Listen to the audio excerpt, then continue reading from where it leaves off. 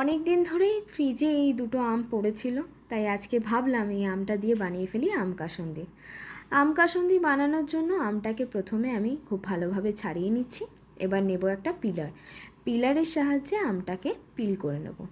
তোমরা চাইলে খুব সরু সরু করে কেটেও নিতে পারো, বা আমার মতো এরকম পিলারের সাহায্যে পুরো আমটা পিল করে নিতে পারো।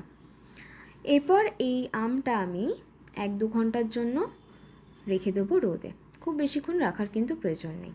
এবার নিয়ে নিচ্ছি সাদা সর্ষে এবং কালো সর্ষে, এটাকেও আমি রোদে ভালো করে শুকিয়ে নেব।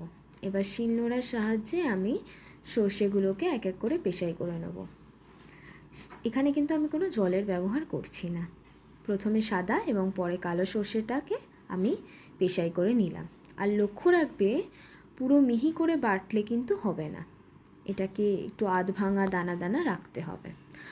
আর এখানে আমি নিয়েছি কিছুটা সর্ষের তেলে সর্ষে এবং আমগুলোকে খুব ভালোভাবে ভিজিয়ে রাখবো।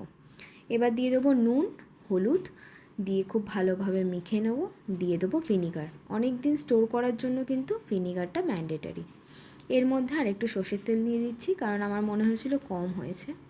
তারপর আমি কাঁচের জারে ভালোভাবে এটা রেখে দেবো। তোমরা চাইলে কাঁচা লঙ্কাও দিতে পারো, এতে আমি দিইনি। এটাকে মাঝে মাঝে রোদে দিতে হবে। ব্যাস, তৈরি।